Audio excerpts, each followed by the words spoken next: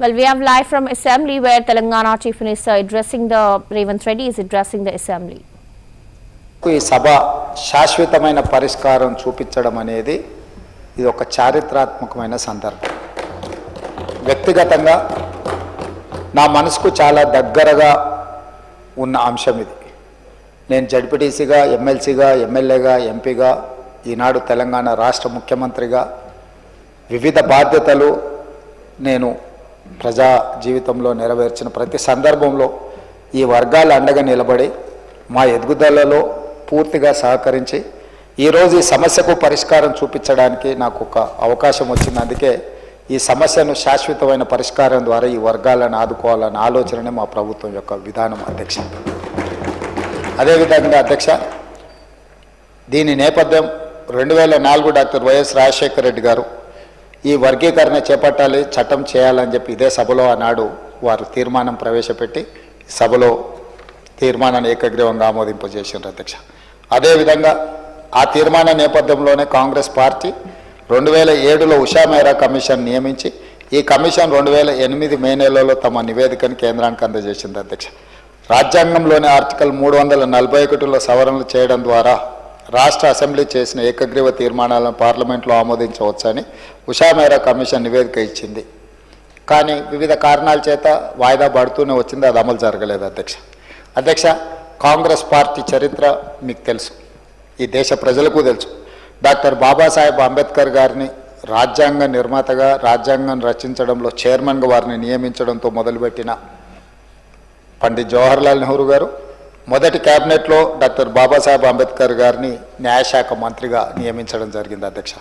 అదేవిధంగా దళిత నేత బాబు జగ్జీవన్ రామ్ గారిని కీలకమైన శాఖలు, రక్షణ శాఖ, వ్యవసాయ శాఖ, రైల్వే శాఖ మంత్రులుగా వారిని నియమించడం జరిగింది అధ్యక్ష.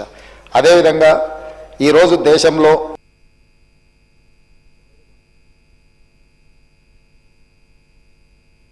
మొట్టమొదట కాంగ్రెస్ పార్టీ అధ్యక్షుడిగా పరిష్కారం చూపించడానికి నాకు ఒక అవకాశం వచ్చింది. అందుకే ఉమ్మడి రాష్ట్ర దళిత ముఖ్యమంత్రిగా దామోదరం సంజయ్ గారిని కాంగ్రెస్ పార్టీ 1960లోనే ఉమ్మడి రాష్ట్రానికి ఒక దళితుడిని ముఖ్యమంత్రి చేసిన చరిత్ర కాంగ్రెస్ పార్టీకి ఉన్నది అధ్యక్ష.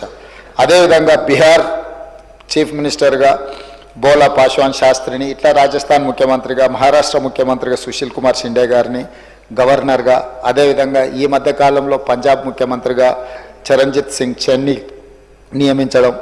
ఇదే కాకుండా తెలంగాణ రాష్ట్ర ఏర్పాటు ప్రక్రియలో పార్లమెంట్లో తెలంగాణ బిల్లును ఎన్నో ఒడిదుడుకుల్ని, అడ్డంకుల్ని, చాలా గందరగోళాన్ని ఎదుర్కొని తెలంగాణ బిల్లును ఆమోదించిన లోక్సభ స్పీకర్గా శ్రీమతి మీరా కుమార్ గారిని కాంగ్రెస్ పార్టీ నియమించింది.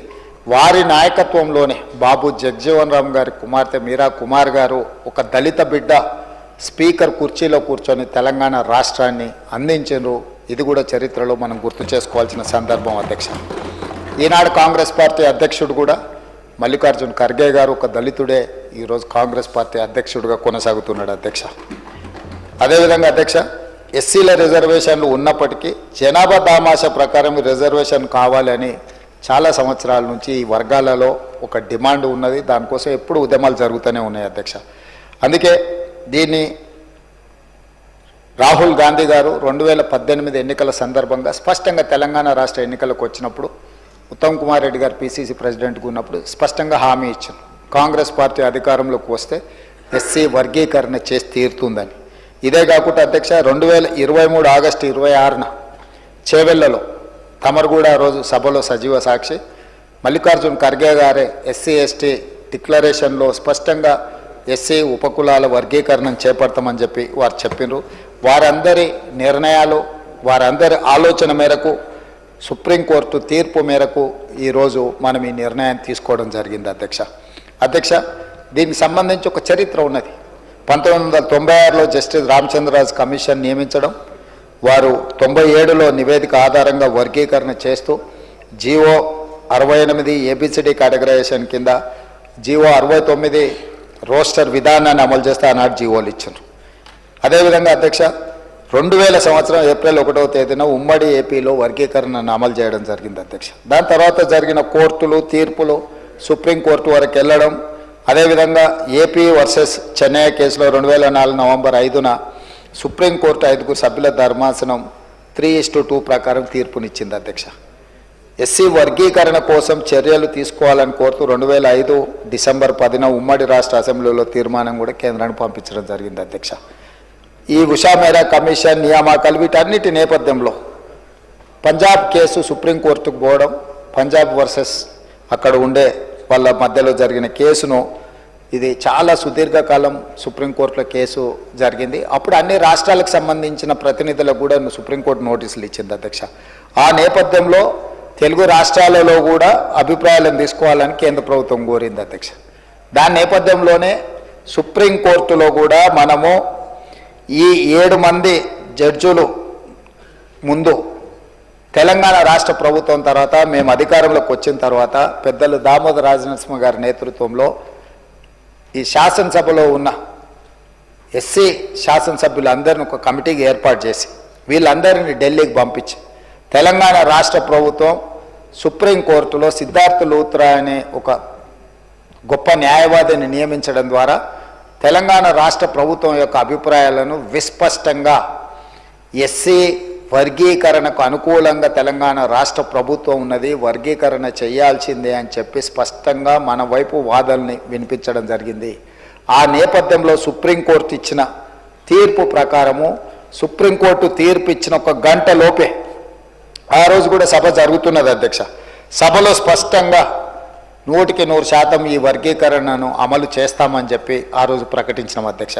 అదేవిధంగా అధ్యక్ష, కోర్టు ఆ రోజు ఇచ్చిన దాంట్లో కొన్ని విషయాలు రాజకీయ కారణాలతో కాకుండా ఎంపెరికల్ డేటా ఆధారంగా మాత్రమే వర్గీకరణ చేయాలని చెప్పిండ్రు అధ్యక్ష.